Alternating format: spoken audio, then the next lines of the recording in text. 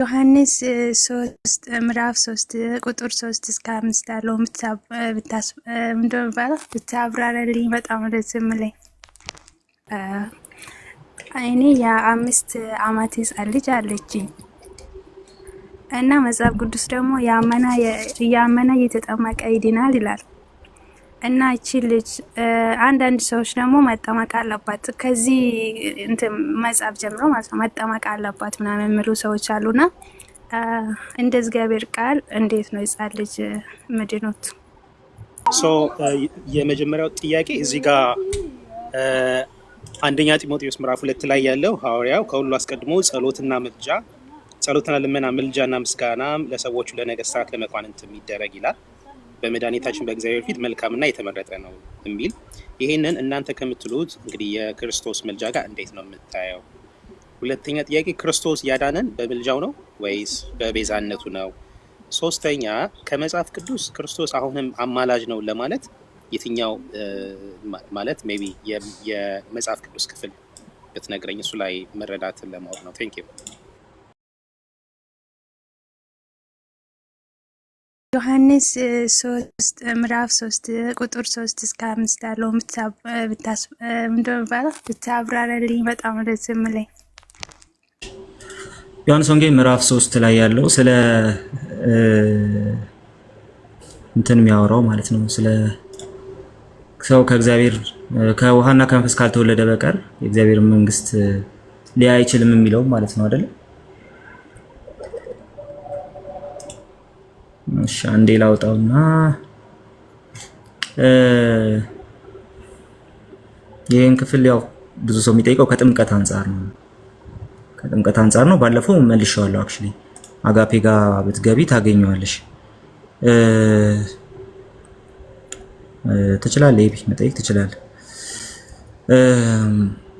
ዮሐንስ ወንጌል ምዕራፍ 3 ከቁጥር 3 ጀምሮ አንድ ነገር ይናገራል። እውነት እልሃለሁ ማንም ዳግመኛ ካልተወለደ በቀር የእግዚአብሔርን መንግስት ሊያይ አይችልም። ይቅርታ፣ እሺ ባይብል ማውጣት ግን እሺ፣ ዳግመኛ ካልተወለደ በቀር የእግዚአብሔርን መንግስት ሊያይ አይችልም ማለት ነው። ኒቆዲሞስም ሰው ከሸመገለ በኋላ እንዴት ሊወለድ ይችላል? ዳግመኛ እንዲወለድ ተመልሶ ወደ እናቱ ማህፀንስ ሊገባ ይችላልን? አለው። ኢየሱስም እንዲህ ሲል መለሰ፣ እውነት እልሃለሁ ማንም ከውሃና ከመንፈስ ካልተወለደ በቀር ወደ እግዚአብሔር መንግስት ሊገባ አይችልም። ከስጋ የተወለደ ስጋ ነው፣ ከመንፈስም የተወለደ መንፈስ። ዳግመኛ መወለድ አለባችሁ ስላልኩ አትገረም። ነፋስ ወደሚወደው ይነፍሳል፣ ድምፁንም ትሰማለህ፣ ነገር ግን ከየት እንደመጣ ወዴትም እንደሚሄድ አታውቅም። ከመንፈስ የተወለደ ሁሉ እንደዚሁ ነው። ኒቆዲሞስም ይህ እንዴት ሊሆን ይችላል ሲል ጠየቀው። ኢየሱስም እንዲህ ሲል መለሰለት፣ አንተ የእስራኤል መምህር ሆነህ ሳለ እነዚህ ነገሮች አታውቅምን? እውነት እልሃለሁ የምናውቀውን እናገራለን፣ ያየነውን እንመሰክራለን፣ እናንተ ግን ምስክርነታችንን አትቀበሉም። ስለ ምድራዊ ነገር ነግሬያችኋለሁ ያላመናችሁ፣ ስለ ሰማያዊ ነገር በነግራችሁ እንዴት ታምናላችሁ? ከሰማይ ከወረደው ከሰው ልጅ በቀር ወደ ሰማይ የወጣ ማንም የለም። ሙሴ በምድረ በዳ እንደሰቀለ የሰው ልጅም እንዲሁ ሊሰቀል ይገባዋል። ይኸውም በእርሱ የሚያምን ሁሉ የዘላለም ሕይወት እንዲኖረው። ከዛ ቀጥሎ በእሱ የሚያምን ሁሉ የዘላለም ሕይወት እንዲኖረው እንጂ እንዳይጠፋ እግዚአብሔር አንድያ ልጁን እስከ መስጠት ድረስ ዓለምን እንዲሁ ወዷል። እንግዲህ ይህንን በሰፊው ጌታ ኢየሱስ አብራርቶታል። በክፍሉ ላይ የሚነገረው ነገር ምንድነው ሲባል በክርስቶስ በማመን ዳግመኛ ከመንፈስ ቅዱስ የመወለድ ጉዳይ። ውሃ የሚለው ሐሳብ ግን ብዙዎችን ያከራክራል። ለምንድነው የሚያከራክረው? ውሃ የሚለው ጥምቀት ነው። ከውሃና ከመንፈስ ማለት ከመንፈስ ቅዱስና ከጥምቀት ማለት ነው የሚሉ አፈታቶች ስላሉ ነው። ስለዚህ ይሄ ውሃ የሚለው ቀጥታ ጥምቀትን ነው የሚያሳየው የሚል አይነት ሐሳብ ይነሳል። ስለዚህ ብዙውን ጊዜ ክርክሩ ያለው ይሄ ክፍል ስለ ጥምቀት ነው አይደለም። በመጀመሪያ የኔን ሐሳብ ከማስቀመጤ በፊት ክፍሉ ውሃ የሚለው ሐሳብ ከአንድ ጊዜ በላይ አልተነገረም ራሱ በወንጌሉ ላይ ማለት ነው። ነገር ግን በፕሮቴስታንት ዲኖሚኔሽኖች ውስጥ ደግሞ ይሄ ስለ ጥምቀት ነው ተብሎ የተተረጎመባቸው ቦታዎች አሉ። ሉተራኖች እንደዛ ይተረጉማሉ ስለ ጥምቀት ነው። ምክንያቱም በቤተክርስቲያን ታሪክ ውስጥም ከጥምቀት ሌላ ይሄ ተፈቶ አያውቅም የሚሉ ነገሮች ይመጣሉ። ስለዚህ ሂስትሪ መከተል ከፈለግሽ የቤተክርስቲያን ታሪክ መከተል ከፈለግሽ ቀጥታ ስለ ጥምቀት ነው የሚለው ነገር በጣም በሰፊው ታገኛለሽ ማለት ነው። ስለ ጥምቀት ነው ብለው ነው የፈቱት የቤተክርስቲያን አባቶች ነው በአጭሩ። ቴልኮም እንኳን ደህና መጣ፣ ጥያቄ ደርሶኛልና መግባት ከቻልክ ደስ ይለኛል። እና ጥያቄ አለን ያላችሁት ሰዎች በሙሉ ማለት ነው ለእናንተ ነው የመጣው ባይዘው እንጂ ስራ ላይ ነው። ከቻልክ ግባ እና ሌሎችንም ጥራቸው። ጥያቄ አለን ያሉትን በሙሉ ጥራቸው። እናንተ ጋር ጥያቄ ያለ ስለተባልኩ ብቻ ነው የገባሁት። ሀሳቤን ልጨርስ እዚህ ጋር። ስለዚህ ቸርች ሂስትሪን ተከትለሽ መተርጎም ከፈለግሽ ውሃው ጥምቀት ነው የሚያሳየው ተብሎ ነው የሚተረጎመው ራሱ ማለት ነው። ነገር ግን ኤግዜጀቲካሊ ወይም ደግሞ መጽሐፉን በማብራራት መልኩ ከተሄደና መጽሐፉን ከናውዱኔው ከተባለ ግን ውሃ የሚለው ከአንዴ በላይ አልተተረጎመም፣ ማነው አልተነገረም በክርስቶስ ንግግር። ነገር ግን ከዛ በኋላ ጌታ ኢየሱስ ከዛ ቀጥሎ አንተ የእስራኤል መምህር ሆነህ ሳለ እንዴት ይሄን አታውቅም ብሎ ኢየሱስ ማብራራት ከጀመረበት ጊዜ ጀምሮ እስከ መጨረሻ ብትመለከቺ በክርስቶስ በማመን ዳግመኛ ስለመወለድ ነው የሚያነሳው። ስለዚህ የክርስቶስ የራሱ ኢንፈሲስ እዚህ ላይ ያሰመረበት ነገር ሙሉ ስብከት ውስጥ ያሰመረው ምንድነው ከተባለ በክርስቶስ ማመንን ነው ያሰመረበት።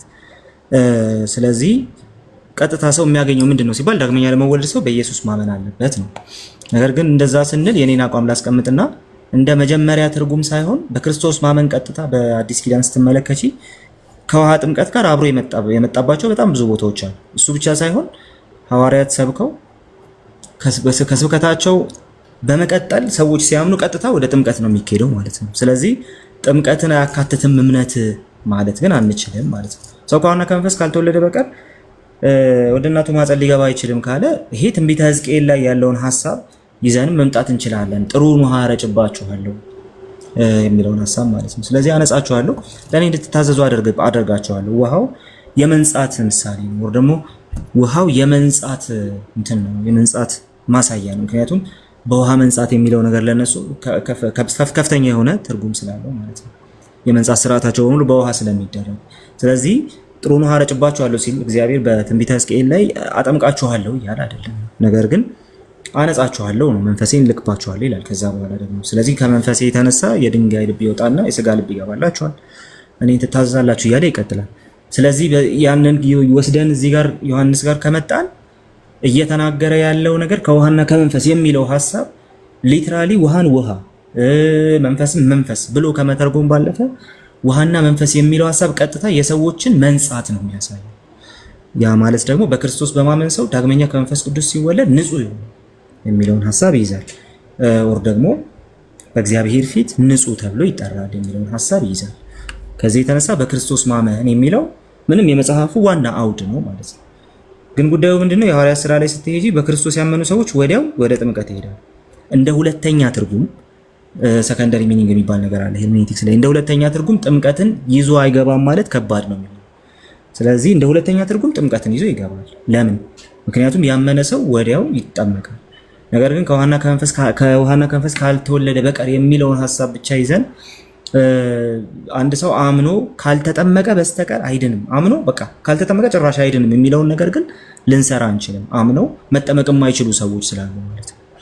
ባመኑበት ቅጽበት መጠመቅ የማይችሉ ብዙ ሰዎች ስላሉ፣ ባመኑበት ቅጽበት የሚሞቱ ሰዎች፣ ባመኑበት ጊዜ መጠመቂያም አጥማቂም የሌለበት ቦታ ያሉ ሰዎች፣ እንደነዚህ አይነት ሰዎች እንትን አያደርጉም፣ አይጠመቁም፣ የሚጠመቁበት አክሰስ እስኪያገኙ ማለት ነው። ስለዚህ እነዛ ሰዎች ከውሃና ከመንፈስ ስለተባለ ብቻ ባመኑ ጊዜ ከመንፈስ አልተወለዱም አልዳኑም ማለት አይደለም። ስለዚህ እንዲህ እናደርገዋለን። በክርስቶስ የሚያምን ሰው ባመነበት ጊዜ ክርስቶስ ያመነ ሰው ከመንፈስ ቅዱስ ዳግመኛ ይወለዳል።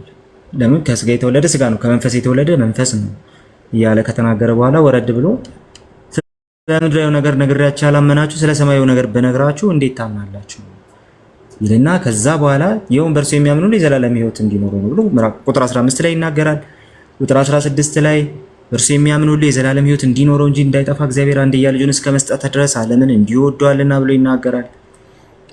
እግዚአብሔር ልጁን ወደ ዓለም የላከው ዓለም ለመፍረድ ሳይሆን ዓለም በእርሱ ለማዳን ነው። በእርሱ የሚያምን ሁሉ አይፈረድበትም፣ በእሱ በማያምን ግን በአንዱ በእግዚአብሔር ልጅ ስም ስላላመነ አሁኑ ተፈርዶበታል ይላል። ስለዚህ ቀጥታ ሙሉ በሙሉ ከዛ በኋላ ክርስቶስ የተናገራቸው ነገሮች በሙሉ ስለ እምነት ነው። ሰው ባመነበት ቅጽበት ይድናል።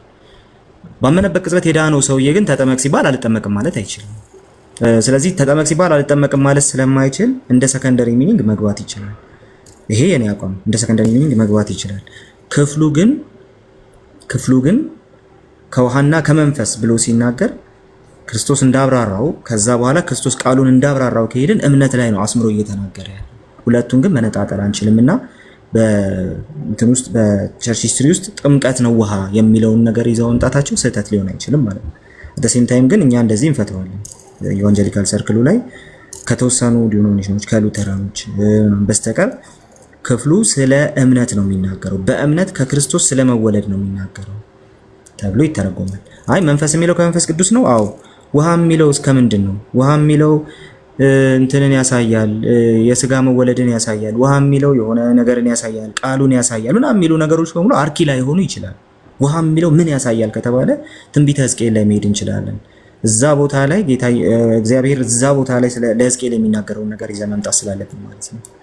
ስለዚህ እሱን ይዘን ከመጣን በቀጥታ ውሃ የህዝቡን መንጻት ያሳያል። ቀጥታ የህዝቡን መንጻት ያሳያል። እግዚአብሔር በመንፈሱ የሚያደርገው ነገር እነሱን እንደሚያነጻ ያሳያል። እነሱን እንደገና ሪስቶር እንደሚያደርግ ያሳያል። አሁንም እግዚአብሔር በልጁ በማመናችን በመንፈሱ የሚያደርገው ነገር በቀጥታ እኛን ያነጻናል። ጥምቀቱ ደግሞ የዛ የመንጻታችን ሳይን ሆኖም ይመጣል፣ ሲል ሆኖም ይመጣል። ከዚህ የተነሳ ተነጣጥለው የሚመጡብን ነገሮች ስላልሆኑ ሰከንደሪ ሚኒንግ ሆኖ መምጣት ይችላል። ነገር ግን በዋናነት ስለ እምነት ነው የሚናገረው እንላለን። ጥምቀትን ግን ሙሉ በሙሉ በቃ ይሄ ስለ ጥምቀት የሚናገር ነገር የለውም ምናምን ብለን ግን አንሞግትም። ስለ ጥምቀት የሚናገር አለው የሚሉ ሰዎች እነሱም እውነት ስላላቸው ማለት ነው። ግን ደግሞ እንደ ፕራይመሪ ሚኒንግ እምነት ነው መቀመጥ ያለበት። ትንቢተ ሕዝቅኤልን ይዘን ከሄድን ማለት ነው። በዛ መንገድ አብራራዋለሁ እኔ። በጣም አመሰግናለሁ። በጣም ገብቶኛል። እና ሌላኝ ጥያቄ ደግሞ እኔ የ5 ዓመት ሕፃን ልጅ አለችኝ እና መጽሐፍ ቅዱስ ደግሞ ያመነ እየተጠመቀ ይድናል ይላል። እና እቺ ልጅ አንዳንድ ሰዎች ደግሞ መጠመቅ አለባት ከዚህ እንትን መጽሐፍ ጀምሮ ማለት ነው መጠመቅ አለባት ምናምን የሚሉ ሰዎች አሉና እንደ እግዚአብሔር ቃል እንዴት ነው ሕፃን ልጅ መድኖት?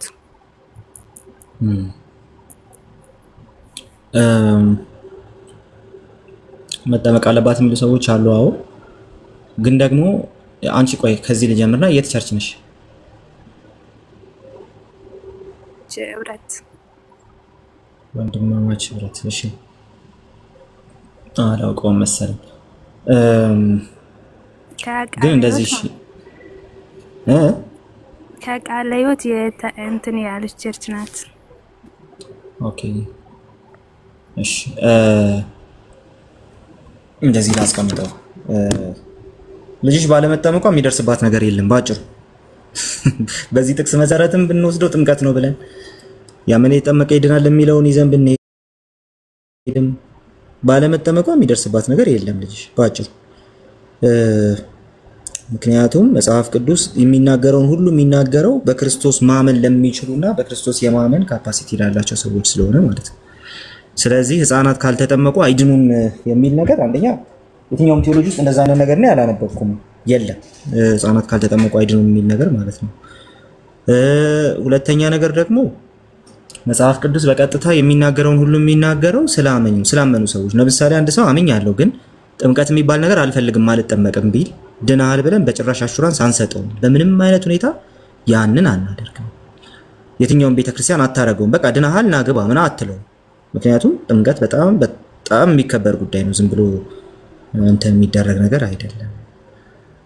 አት ሴም ታይም ሰውየው የሚያምንበት ካፓሲቲ ላይ ካልሆነ መጽሐፍ ቅዱስ ጥምቀትን ሪኳየር ያደርገዋል የሚል ጥቅስ ግን አናገኝም።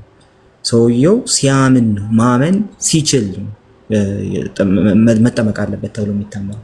ስለዚህ መጽሐፍ ቅዱስ ላይ ያልተጠመቁ ህፃናት የሆነ ነገር ይደርስባቸዋል፣ ያልተጠመቁ ህፃናት ሊጠመቁ ይገባቸዋል ምናምን የሚል አስገዳጅ ነገር የለም በጭራሽ መጽሐፍ ቅዱስ ውስጥ። ይሄኛውን ትምህርት እኔ እናገኘዋለን ብዬ አላምንም። ህፃናት የሚያጠምቁ እንዳሉ እናውቃለን። ህፃናት ስላጠመቁ ኑፋቄ ውስጥ ናቸው አንልም፣ የሆነ እንትን ውስጥ ናቸው አንልም ምናምን፣ ድነታቸው አደጋ ላይ ነው አንልም ምናምን። አደሴም ታይም ግን መጽሐፍ ቅዱስን ስትሪክትሊ መከተል ካለብን መጽሐፍ ቅዱስን እራሱን መከተል ካለብን ግን መጽሐፍ ቅዱስ ጥምቀትን የሚያዘው በክርስቶስ ላመኑ ሰዎች ነው። ኦኬ፣ በክርስቶስ ላመኑ ሰዎች ነው። ለምሳሌ የኢትዮጵያዊውን ጃንደረባ ታሪክ ብትመለከች እንዳልጠመቅ የሚከለክለኝ ምንድን ነው አለ። ላንብብልሽ እሱን። ቆይ አንዴ ላውጣውና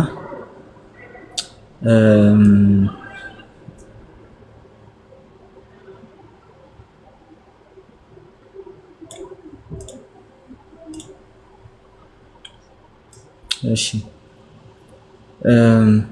እንደዚህ ብሎ ይናገራል። በመጓዝ ላይ ሳሉ ውሃ ካለበት ስፍራ ደረሱ። ቁጥር 36 ምዕራፍ 8 ቁጥር 36 ጃንደረባውም እነሆ ውሃ እዚህ አለ፣ ታዲያ እንዳልጠመቅ የሚከለክለኝ ምን ነገር አለ አለው። ፊልጶስም በፍጹም ልብ ካመንክ መጠመቅ ትችላለህ አለው። ጃንደረባውም ሉክ ለጥምቀት ምን እንደሚያስፈልግ ማለት ነው። መጠመቅ ተፈቅዶልሃል። ሲጀመር ለነሱ መጠመቅ ግዴታም አይደለም፣ በጣም ጥቅማቸው ነው፣ ፕሪቪሌጃቸው ነው። ስለዚህ ካመንክ ትጠመቃል እና መጠመቅ ትችላለህ። ጥምቀት ተፈቅዶልሃል። ካመንክ ጥምቀት ተፈቅዶልሃል። አይተሻል። ስለዚህ የሆነ ነገር ለምሳሌ ክርስቲያን ከሆንሽ ወይ ደግሞ በጌታ ከሆንሽ የጌታ እራት መውሰድ ተፈቅዶልሻል ትልሻለች ቤተክርስቲያንሽ ካለች፣ እንደዛ የጌታ እራት መውሰድ የምትችይው ክርስቲያን ስለሆንሽ ነው። አለቀ። ክርስቲያን ካልሆንሽስ እሱ ለአንቺ ምንም ጥቅም የለውም። ስለዚህ እዚህ ጋርም ተመሳሳይ ነገር ነው። ማመን ነው የመጀመሪያው ነገር። ካመንክ ተፈቅዷል ሲለው፣ ስለዚህ ሌላ ጥምቀት የማይሰጣቸው ወደ ጥምቀት የማይሄዱ አካላት አሉ። ምን አይነት አካላት? ህፃናት ናቸው ትልቆች ናቸው ሳይሆን ያላመኑ ሰዎች። ቢያምኑስ? ምን ቢያምኑ ደግሞ ኢየሱስ የእግዚአብሔር ልጅ እንደሆነ አምናለሁ ሲል መለሰለት። ሰረገላውም እንዲቆም አዘዘ። ከዚያም ሁለቱ አብረው ወደ ውሃው ወረዱ። ፊልጶስም ጃንደረባውን አጠመቀ ይላል። ስለዚህ ሜላት በዚህ ጥቅስ መሰረት ለጥምቀት ምን ተጠይቋል ማለት ነው?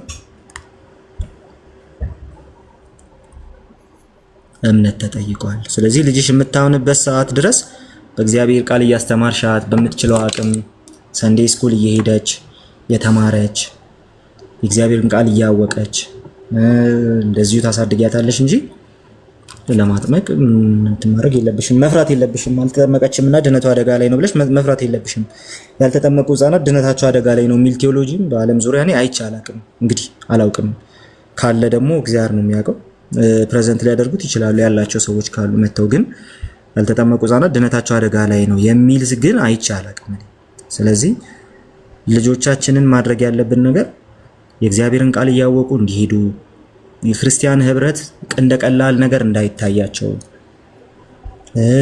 ቁጭ ብሎ የእግዚአብሔርን ቃል መማር እንደ ቀላል እንዳይታያቸው፣ ቤተክርስቲያን አብዝተው እንዲሄዱ፣ ሰንዴ ስኩል እንዲገቡ፣ ቤት ጸሎት እንዲለምዱ፣ መጸለይ እንዳለባቸው እንዲያውቁ፣ ከቤተሰባቸው ጋር አብረው እንዲጸልዩ፣ ቤተሰብ ባይብል ሲያጠና አብረው ቁጭ እንዲሉ፣ በተለይ ደግሞ ከተወሰነ ዓመት በኋላ ምናምን በየመዝሙሩ በየህፃናት መዝሙሩ በየምኑ የእግዚአብሔርን ቃል እያወቁ እንዲመጡ ማድረግ ነው እንጂ እነሱም የግድ ለማጥመቅ ማቻኮል አያስፈልገንም ብዬ አስባለሁ። እስኪ የሚያምኑበት ካፓሲቲ ላይ ሲደርሱ፣ የሚያምኑበት አቅም ላይ ሲደርሱ ግን ታውቂያለሽ ቸርች ምን እንደምታደርግ። መጀመሪያ የደህንነት ትምህርት ታስተምራቸዋለች። እሱ እርግጠኛ እንደሆነች እንደሆኑ እንደገባቸው የተማሩት ነገር ኦልሬዲ ተቀባይነት እንዳገኘ በውስጣቸው ስትረዳ ቤተክርስቲያን ታጠምቃቸዋለች። ስለዚህ በዛ መንገድ ማድረጉ ምንም አደጋ የለውም፣ ምንም የሚያሳስብ ነገር የለውም ነው ሚላት። በጣም አመሰግናለሁ። ጌታ አሳረፍከኝ። በጣም ጨንቆኝ ነበር እና ተባረክ። ጌታ ይባርክ። ሁሌ ልጠይቅ ነበር ግን እድል ስላላገኘው ነው። ዛሬ ደስ ብሎኛል። ተባረክ። ጸጋ ይብዛል። አሜን። ተባረኪ ሚላት። የመጀመሪያው ጥያቄ እዚህ ጋር አንደኛ ጢሞቴዎስ ምዕራፍ 2 ላይ ያለው ሐዋርያው ከሁሉ አስቀድሞ ጸሎትና ልመና ምልጃና ምስጋና ለሰዎቹ ለነገስታት ለመኳንንት የሚደረግ ይላል። በመድኃኒታችን በእግዚአብሔር ፊት መልካምና የተመረጠ ነው የሚል ይሄንን እናንተ ከምትሉት እንግዲህ የክርስቶስ ምልጃ ጋር እንዴት ነው የምታየው? ሁለተኛ ጥያቄ ክርስቶስ ያዳነን በምልጃው ነው ወይስ በቤዛነቱ ነው? ሶስተኛ ከመጽሐፍ ቅዱስ ክርስቶስ አሁንም አማላጅ ነው ለማለት የትኛው ማለት ሜቢ የመጽሐፍ ቅዱስ ክፍል ብትነግረኝ እሱ ላይ መረዳትን ለማወቅ ነው። ቴንክ ዩ። እሺ ጥያቄዎቹን ምረሳ ከሆነ ታስታውሰኛለህ። የመጀመሪያው ጥያቄ እንደው ሌሎችም እኮ ምልጃ ስለ ቅዱሳን ስለ መንግስት ምናምን እንዲደረግ እንደው እንትን የተደረገ ነው የሚል ሀሳብ አንስተሃልና ስለዚህ ክርስቶስን እንዴት ነው አማላጅ የምትለው? ምክንያቱም ክርስቶስን አማላጅ ማለት አትችልም። ምክንያቱ ደግሞ አንተ እሱን ስትል አንደኛ ጢሞቴዎስ ምዕራፍ 2 ላይ ደግሞ ጸሎትና ምልጃ እንዲደረጉ መክራለሁ እያለ ይናገራል። ቅዱሳን አማላጅ መሆናቸውን አያሳይም ወይ ክርስቲያኖች? ነው ፖይንት እሱ ነው አይደል? እና ይሄንን ከክርስቶስ ምልጃ ከምትሉት ጋር እንዴት ነው እንትን የምትለያየውና የክርስቶስ ምልጃ ስትልስ እንዴት ነው እሱ? እና ከዚህ ጋር ያዳነን በምልጃው ነው ወይስ በቤዛነቱ የሚለው ያው ተያያዥ ስለሆኑ ሶስቱም ጥያቄዎች መረዳትን ጥሩ። እሺ በመጀመሪያው እንደው ዌልካም አጋፔ ስፈልገው ነው የመጣው ምዕራፍ ጢሞቴዎስ አንደኛ ጢሞቴዎስ ምዕራፍ 2 ላይ ያለውን ሐሳብ መጀመሪያ ላብራራለሁ። ፓራካሎ ፕሮቶን ፓንቶን ፖስታይ ዴክሲስ ዲሲስ ፕሮሲዩካስ ከዛ ኤንቲዮኪስ የሚል ቃል ይጠቀማል። ፕሮሲዩካስ ኤንቲዮኪስ የሚለው ጸሎትና ምልጃ ተብሎ የተቀመጠው ቃል ማለት ነው። ኢንትሪቲ የሚለው ሐሳብ ደግሞ ዴሲስ የሚለው ቃል ማለት ነው። እና መጀመሪያ ሊንግዊስቲካሊ እንሂድበት ብዬ ስላሰብኩ ነው። ሊንግዊስቲካሊ የክርስቶስ ምልጃ በተገለጠበት መልኩ ይሄ ቃል አልተቀመጠም። አሁን ያስቀመጥከው አማርኛ የግሪኩን ቴክስት ስትመለከተው በዛ መንገድ አልተቀመጠም። ፌሚኒን ነው ይሄ ጸሎት ኢንተርሴሽን ተብሎ የተቀመጠው ማለት ነው። እና ጳውሎስ በጣም እንትን ያደረገው ዴሊብሬትሊ በሚገርም መልኩ ነው ያስቀመጠው ይሄን ክፍል ማለት ነው። ኤንቲዩክሲስ የሚለው ቃል ቀጥታ ኢንተርሴሽን ምልጃ ተብሎ በእንግሊዘኛና በአማርኛ የተቀመጠው ቃል ነው። ይሄን ቃል ሄደህ የት ታገኘዋለህ መሰለህ? እዛው አንደኛ ጢሞቴዎስ ምዕራፍ 4 ቁጥር 5 ላይ ታገኘዋለህ። በእግዚአብሔር ቃልና በጸሎት የተቀደሰ ነው ተብሎ የተቀመጠው ማለት ነው። ስለዚህ እዚህ ጋር ጸሎት ተብሎ የተቀመጠው ይሄ ኢንቲዩክሲስ የሚለው ቃል ነው። ስለዚህ ይሄ ቃል ኦልሬዲ ስለ ጸሎት የሚያወራ ነው ማለት ነው። አንድ ሰው በእግዚአብሔር ፊት ስለሚያቀርበው ጸሎት ነው እያወራ ያለው እንጂ ከክርስቶስ የምልጃ ስራ ጋር በተገናኘ ኢንቱካኖ ተብሎ የተቀመጠውን ቃል ይዞ ሲመጣ እንመለከትም። ከዛ የተነሳ በሁለቱ መካከል የሊንግዊስቲክ የሊንግዊስቲክ ሴታፕም ልዩነት አለ ማለት ነው። የመጀመሪያው ነገር እሱ። ስለዚህ ይሄ ቃል በእንትኑ ካየኸው በአውዱ ካየኸው ወይ ደግሞ በአውዱ ሳይሆን ጀስት በሊንግዊስቲክ ኔቸሩ ካየኸው ሄዶ አንደኛ ጢሞቴዎስ ምዕራፍ 5 ላይ ያርፋል ማለት ነው። አንደኛ ጢሞቴዎስ ምዕራፍ 5 ላይ ስለምታገኘው ማለት ነው። 4 ላይ ማለት አንደኛ ጢሞቴዎስ ምዕራፍ 4 ቁጥር 5 ላይ ስለምታገኘው ማለት ነው። ስለዚህ ጸሎት የሚል ቃል ነው ይዞ የሚመጣው ጸሎት የሚል ቃል ነው። ከዚህ የተነሳ ቅዱሳን ኦልሬዲ ክርስቲያኖች በምድር ያሉ ክርስቲያኖች ምን ሊያደርጉ ይገባል ነው? ሊጸልዩ ይገባል። ስለ ሌሎች ስለ ሰዎች ምናምን ሊጸልዩ ይገባል የሚል ሐሳብ ነው ያለው ማለት። እሱም በምድር ስላሉ ቅዱሳን ነው። ክፍሉ ራሱ የሚናገረው በምድር ስላሉ ቅዱሳን ነው። ራሱ ክፍሉ ራሱ የሚናገረው ማለት ነው። ስለዚህ የመጀመሪያው ነገር ነው። ለዚህ ነው ከሁሉ አስቀድሞ ልመናና ጸሎት፣ ምልጃ፣ ምስጋና ለሰዎች ሁሉ ለነገስታትና ለባለስልጣናት ሁሉ እንዲደረግ አሳስባለሁ። ስለዚህ ይሄ ጳውሎስ እያሳሰባቸው ነው፣ ጸልዩላቸው እያለ ነው። ስለዚህ ሊንግዊስቲካሊ ከኢየሱስ ክርስቶስ የምልጃ ስራ ጋር የሚገናኝ አይደለም። የመጀመሪያው ሊንግዊስቲክ አይዲያው ነው። ሁለተኛው ኮንቴክስቹዋል አይዲያው ነው። ኮንቴክስቹዋሊ እነዚህ ሰዎች በክርስቶስ ያመኑ ሰዎች ናቸው። ወደ እግዚአብሔር መጸለይ ያለባቸው ስለ መንግስታት ስለማን መጸለይ ያለባቸው ነው። የኢየሱስ ክርስቶስ የምልጃ ስራ ለዚህ ሁሉ ቤዝ የሆነ ስራ ነው። በምድር ያሉ ቅዱሳን ለሌሎች እንዲጸልዩ ራሱ ቤዝ የሆነ ስራ ነው። እኔም ለወንድሞቼ ለእህቶቼ ጸልያለሁ፣ እኔም ጸልዩልኝ እላለሁ፣ ይጸልዩልኛል አውቃለሁ። ኦኬ። ስለዚህ እግዚአብሔርን አመሰግናለሁ። ስለዚህ ይሄ የሚያሳየን ምንድነው? በክርስቶስ የመስቀል ስራ ላይ በተመሰረተ መልኩ በምድር ያሉ ቤተክርስቲያን ያሉ ቅዱሳን አንዳቸው ለአንዳቸው እንደሚጸልዩ ክፍሉ የሚናገረው ይሄን ስለሆነ ማለት ነው። እንዳ መጸለይም እንዳለባቸው ነው የሚናገረው። ይሄ አሁን ኢንቲክሲስ የሚለው ቃል ቀጥታ ስለ ጸሎት የተነገረ ቃል ነው። የመጽሐፍ ቅዱሱን የኢየሱስ ክርስቶስን የምልጃ ጉዳይ ስታይ ኢንቲካነ የሚለውን ቃል ስትመለከት ግን አንደኛ ሮሜ 8:34 ላይ ነው ያለው፣ ሁለተኛው ደግሞ ዕብራውያን 7:25 ላይ ነው ያለው። ስለዚህ የክርስቶስ የምልጃ ስራ ቀጥታ የሊቀ ክህነት ስራውን የሚያሳይ ነው። ቀጥታ የሊቀ ክህነት ስራውን የሚያሳይ ነው። ኦኬ፣ የሊቀ ክህነት ስራውን ያሳያል። እያነበብን ብንሄድ ጥሩ ስለሆነ ለአንብብልህ ዕብራውያን 7:25 ላይ ማለት ነው። እንደዚህ በማለት ይናገራል። ስለዚህ ስለነርሱ እየማለደ ሁል ጊዜ በህይወት ስለሚኖር በእርሱ በኩል ወደ እግዚአብሔር የመጡትን ፈጽሞ ሊያድናቸው ይችላል። ፈጽሞ ከማዳን ጋር በሱ በኩል ወደ እግዚአብሔር ከመግባት ጋር በሱ በኩል ቀጥታ ከእግዚአብሔር ጋር ከመገናኘት ጋር የተገናኘ የሊቀ ክህነት ስራው ጋር የተገናኘ ይሄ ኢየሱስ ስለመጸለዩ የሚናገር አይደለም። ምናምን ቀጥታ ስለምን እየተናገረ ነው? ስለ መስቀል ስራው ወይም ደግሞ በመስቀል ስራው ስላገኘው ሊቀ ክህነት እየተናገረ ነው። ስለዚህ ስለነርሱ እየማለደ ሁል ጊዜ ዘወትር በህይወት ይኖራል። ስለዚህማ በእርሱ በኩል ወደ እግዚአብሔር የሚመጡትን ፈጽሞ ሊያድናቸው ይችላል። ለምን? እሱ ብቸኛው ሊቀ ካህን ነው፣ ዘላለማዊ ሊቀ ካህን። በሱ በኩል ሰዎች ወደ እግዚአብሔር የሚገቡ፣ በማንም በኩል ወደ እግዚአብሔር መቅረብ አንችልም።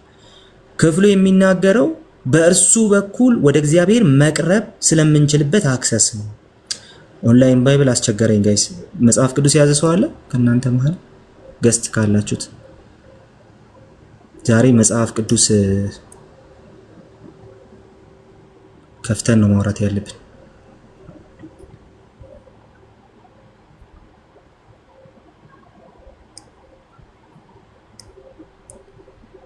አላችሁ?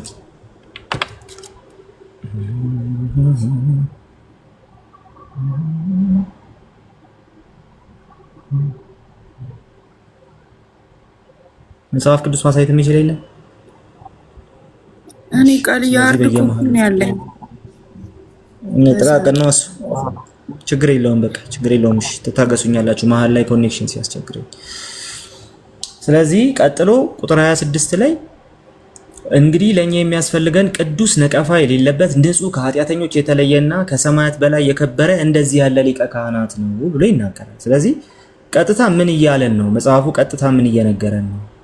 የኢየሱስ ክርስቶስ የምልጃ ስራ ኢየሱስን ስለነርሱ ሊያማልድ ብሎ ሲናገር ከቤተክርስቲያን አባቶች አንፃር ይሄ ሲነሳ ቀጥታ እየተነገረ ያለው ጌታችን ኢየሱስ ክርስቶስ በእርሱ በኩል ወደ አብ የምንገባበት ብቸኛው መንገድ ነው።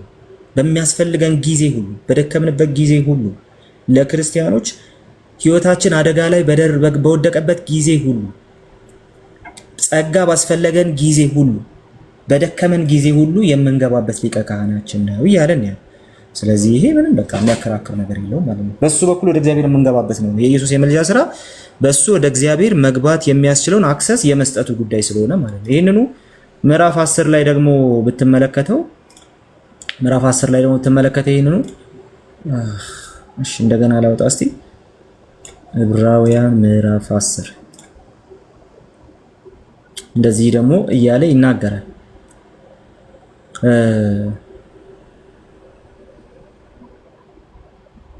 እሺ ቁጥር 19 ላይ ማለት ነው። 19 እንግዲህ ወንድሞች ሆይ በኢየሱስ ደም ወደ ቅድስተ ቅዱሳን ለመግባት ድፍረት አግኝተናል። ይኸውም በመጋረጃው ማለት በስጋው በኩል በከፈተልን አዲስና ሕያው መንገድ ነው። በእግዚአብሔር ቤት ላይ የተሾመ ታላቅ ሊቀ ካህናት ስላለን ከክፉ ውሃ ለመንጻት ልባችንን ተረጭተን ሰውነታችንን በንጹህ ውሃ ታጥበን በእውነተኛ ልብና በሙሉ እምነት ወደ እግዚአብሔር እንቅረብ እያለ ይናገራል። ስለዚህ ክፍሉ ቀጥታ እዚህ ጋር እየተናገረ ያለው ምንድን ነው ሲባል በንስሐ ሁልጊዜ ወደሱ መቅረብን፣ እንደዚሁም ደግሞ ታላቁ ሊቀ ካህናችን ኢየሱስ ወደ አብ የመግቢያ መንገድ መሆኑ። ሊቀ ክህነቱ የምልጃ ስራውን ያሳያል። የምልጃ ስራው ከሊቀ ክህነቱ ጋር አይደንቲካል ነው። እሱ ብቻ አይደለም ደግሞ ትርጉሙ ምንድን ነው? በሱ በኩል ወደ እግዚአብሔር መቅረቢያ መንገድ እሱ ብቻ ነው፣ አንዴ ባፈሰሰው ደግሞ ምክንያት። ስለዚህ የኢየሱስ ክርስቶስ የምልጃ ስራ ከቅዱሳኑ ጸሎት ጋር ለዛውም ደግሞ በአጸደ ስጋ ካሉት ማለት ነው። በአጸደ ነፍስ ያሉ ቅዱሳን ይማልዳሉ፣ እሱ መጽሐፉ አያውቀውም። ግን ደግሞ በአጸደ ስጋ ራሱ ካሉት እዚህ ካሉ ሰዎች ጋር ያሉ ሰዎች ጋር ራሱ የሚገናኝ ነገር የለውም። እዚህ ያሉትን በቃ ጸልዩልን ማለት እንችላለን። ነገር ግን ቀጥታ ኢንቶኻኖ የሚለው ቃል አባቶች በቀጥታ እንትን ያደረጉት ራሱ ዲስክራይብ ያደረጉት የምልጃ ስራ ኢየሱስ ክርስቶስ የምልጃ ስራ እኛን በሱ መካከለኝነት በእርሱ መግቢያነት፣ በሱ በርነት፣ በሱ መጋረጃነት ወደ አብ መግቢያ መንገድ መዘጋጀቱን የሚያሳይ ነው። ስለዚህ ከምልጃ ስራው አንጻር ይሄ ነው እየተነገረ ያለው ስለ ኢየሱስ ክርስቶስ ማለት ነው። ስለዚህ በሁለቱ መካከል ያለው ልዩነት እሱ ቅዱሳንን ለምንድነው አማላጅ የማንላቸው? ምክንያቱም እነሱ ስለኛ የሚጸልዩ ናቸው። አማላጅ የሚለው ኢንተርሴስ የሚያደርግ የሚለው ቃል ቀጥታ ኢንቱካም የሚለው ቃል ቀጥታ የገባው ለኢየሱስ ክርስቶስ ስለሆነ እና ደግሞ አውዱ ደግሞ በቀጥታ በሱ መካከለኝነት እኛ ወደ እግዚአብሔር የመቅረቢያችን ጉዳይ ስለሆነ ልዩነቱ እዚህ ጋር ነው ያለው እንላለን። ሁለተኛው ጥያቄ ምንድነው? ፌዝ ይቅርታ፣ እዚህ ላይ አንድ ሀሳብ እንፈልገው ወደ ሌላ ጥያቄን ጨርስና ይሻላል ጊዜ ስለሌለኝ። ጥሩ። እሺ፣ አሁን ቅድም ስትናገር የቅዱስ ጳውሎስ መልእክት ወደ ዕብራውያን ምዕራፍ 7 ቁጥር 25 ላይ እሱ ጋር የተናገርከው ነገር አለ። ይሄ ክፍል የሚናገረው ስለ ክርስቶስ ሊቀ ክህነት ያልከው እሱ አገር ዊዲ ያው የኛም ቤተክርስቲያን እንደዛ ስለምታስተምር ማለት ነው። ይሄ ከኦሪቱ ክህነት የበለጠ መሆኑን ነው የሚያሳየው እና ቁጥር 26 ላይ እርሱም ኦኬ አይ ቲንክ ቁጥር ስንት ላይ ነበር? አዎ ቁጥር 24 እርሱ ግን ለዘላለም ይኖራል፣ ክህነቱ አይሻርምና ዘወትር በእርሱ በኩል ወደ እግዚአብሔር የሚቀርቡትን ሊያድናቸው ይቻለዋል። ስለ እነርሱ ሊያማልድ ዘወትር ይኖራል ግን ሲል እዚህ ጋር ስለ እነርሱ የተባሉት የኦሪቱ ካህናት ነው አይደለ? የሌዋውያን አይደሉም።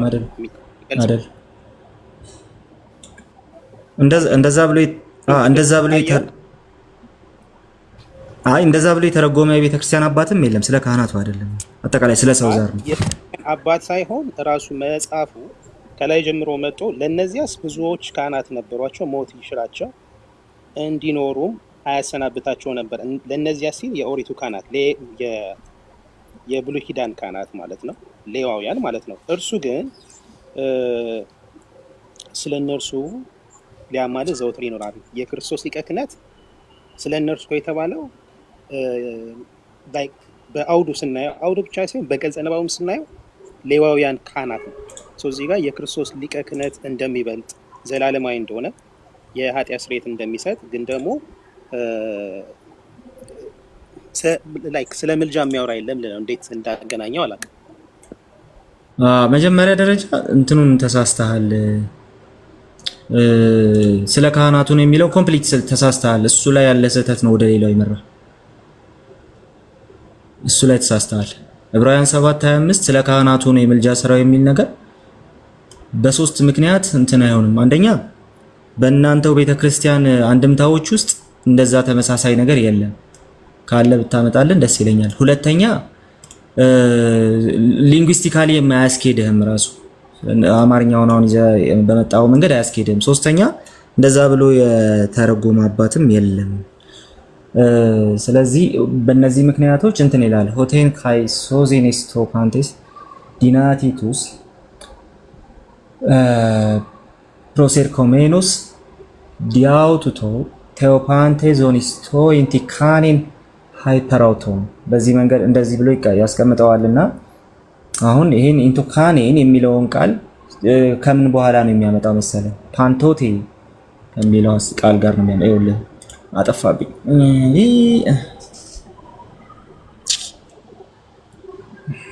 እሺ ምን ላድርግ? እሺ ባይብል እንትን እያደረገኝ ኤኒዌይስ እንደዚህ ላስቀምጠው። ስለ እነርሱ ሊያማልድ የተባሉት ሰዎች እነማን ናቸው ሲባል በእርሱ በኩል ወደ እግዚአብሔር የሚመጡ ሁሉ ናቸው። የግሪክ ቴክስት ላሳየ የነበረው እሱ ነው። አጠፋብኝ ሙሉ በሙሉ ብራውዘሩም እንደሆነ አላውቅም። ስለዚህ ግን አንደኛ ሊንጉስቲክ ሴታፑ ቀጥታ በእርሱ በኩል ወደ እግዚአብሔር የሚመጡትን ነው ሄዶ ፕሪዲኬት የሚያደርገው እንጂ ካህናቱን አይደለም። ካህናት የሆኑት ብዙዎች ናቸው። አዎ ለምን ሞት ከልክሏቸዋል። እነዚህኞቹ ሲባል እሱ ግን ካህን ለሚሆንላቸው ግን እሱ ምን አድርጓል ማለት ነው? ኦሬዲ ሊቀ ክህነት ስራውን ሰርቷል። ስለዚህ ለዘላለም ደግሞ ሊቀ ካህናቸው ነው። ለዛ ነው እንዲህ ያለ ሊቀ ካህናት በሰማይ ያለን ይላል። ስለዚህ ደግሞ እሱ ቀዳሚ ሆኖ ገባ ብሎ ይናገራል። በመረቀልን በሕያው መንገድ ደግሞ እንጓዝ እያለ ይናገራል። እሱ ብቻ አይደለም ደግሞ በሚያስፈልገን ጊዜ ሁሉ የሚረዳንን ጸጋ እንድናገኝ ወደ ጸጋው ዙፋን በእምነት እንቅረብ፣ ምክንያቱም በሰማያት ያለፈ ታላቅ ሊቀ ካህናት አለን ብሎ ይናገራል። ይሄ ቀጥታ ለአማኞቹ የተነገረ በቃ አማኞቹ ሊቀ ካህናት አለን ብለው እንዲያምኑ የሚያደርግ ነው። ሊቀ ካህን ስራው ምንድነው ሲባል በእግዚአብሔርና በሰው መካከል መቆምን ያሳያል። ወይም ደግሞ ህዝቡን ከእግዚአብሔር ጋር የሚያስታርቀውን ያንን የደም ስርዓት መፈጸምን ያሳያል። ኢየሱስ በበግ ደም አይደለም በገዛ ደሙ ያንን አድርጓል ብለን እናምናለን። ለዛ ነው ጎርጎርዮስ ዘንዚናዙ ሊቀ ካህናችን የሆነው ኢንተርሴሰር የሆነልን ወይም ደግሞ ኢንተርሴስ የሚያደርግ የሚያማልደን መቼ ነው ብሎ እንዲጠይቅና ለተደራሲያኑ ከዛ በኋላ በሚያስፈልግ ጊዜ ሁሉ ብሎ ያስቀምጣል። ስለዚህ ኢየሱስ በሚያስፈልግ ጊዜ ሁሉ አማላጃችን ነው የሚለው ነገር የቤተክርስቲያን አባቶች ጋር ያለ ነገር እኛ ጋር ብቻ ያለ አይደለም። በሶስት ምክንያት ይወድቃል ያንተ ትርጓሜ። አንደኛ ከቤተክርስቲያን አንድምታዎች አንጻር ይወድቃል። ሁለተኛ ከሊንግዊስቲክ አወቃቀሩ አንጻር ይወድቃል። ሶስተኛ ደግሞ ከቤተክርስቲያን አባቶች ትርጓሜ አንጻር ይወድቃል። አራተኛን ጨምር ከተባለ ጀስት አውዱ አይደግፈን። ስለዚህ ይሄኛው አተረጓጎምህ እንዲሁ የሌለ ነው በቤተክርስቲያን ታሪክ ውስጥ ነው። ለዛ ነው አሁን የምልጃው ጉዳይ እንትን ያደረገህ ማለት ነው። እሷን ብታርም ጥሩ ነው። ቃሌ አንድ ጥያቄ ልጨምር። የመጨረሻ መብትን ጠይቅ። የመጨረሻ ብለሃል ግን መጨረሻ ሮሜ 8:26 እና ሮሜ 8:34 ላይ ያለውን አንድ አይነት ቋንቋ ነው ለመንፈስ ቅዱስ ስለኛ ይማልዳል የሚል አለ።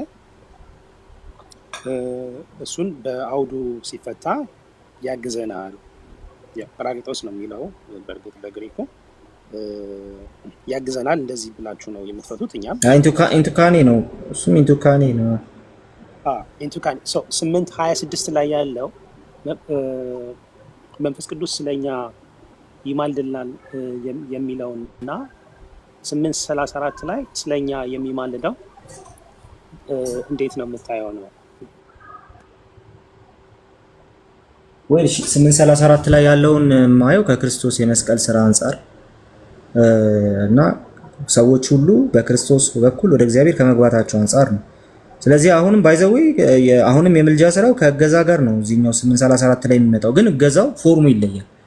በውስጣችን ሆኖ እንድንጸልይ ወደ እግዚአብሔር እንድንጮህ የመርዳት የማገዝ ጉዳይ አይደለም እዛ ጋር የሚነሳው ማለት ነው። እዛ ጋር የሚነሳው በመንፈስ ቅዱስ ኃይል ወደ እግዚአብሔር የምንቀርበው እኛ ሰዎች በክርስቶስ በኩል ከእግዚአብሔር ጋር የመታረቅ አክሰስ እንዳለን ነው የሚያሳየው። ስለዚህ አሁን እንትን ያደርገናል ይማልዳል የሚለው ስለኛ የሚማልድ የሚለው ሐሳብ የሚያያዘው በዛ መንገድ ነው ማለት ክርስቶስ አማላጃችን ነው ስንል እለት እለት በሱ በኩል ቅድም ዕብራውያን ላይ እንዳየ ነው ማለት ነው። የዕብራውያኑ ጸሐፊም የጳውሎስም የሮሜ መልእክቱም ተመሳሳይ ኢሹ ስለሆነ ማለት ነው። ስለዚህ ስለ እነርሱ ሊያማልድ ዘወትር በሕይወት ይኖራል እንዳለው በአብ ቀኝ ያለው ደግሞ ስለኛ የሚማልደው ብሎ መጽሐፍ ቅዱስ የሚነግረን በቀጥታ በክርስቶስ የመስቀል ስራ አሁንም ሰዎች ከእግዚአብሔር ጋር እየታረቁ የመኖራቸውን ጉዳይ ስለሆነ የማገዙ ጉዳይ በቀጥታ ከምን ጋር ይገናኛል? ከኢንካርኔሽን ጋር ይገናኛል፣ ከክርስቶስ ስጋዊ ጋር ይገናኛል። እንደዚሁም ዕለት ዕለት በሱ በኩል ወደ እግዚአብሔር ከመምጣት ጋር ይገናኛል። የመንፈስ ቅዱስ ደግሞ መንፈስ ቅዱስ በውስጣችን ሆኖ ከሚሰራው እኛን ከእግዚአብሔር ጋር የማገናኘት ስራ ጋር ይገናኛል ማለት ነው። ልዩነቱ እዚህ ጋር ነው ያለው ማለት ነው። እዚህ ጋር ለምሳሌ ስለኛ የሚፈርደው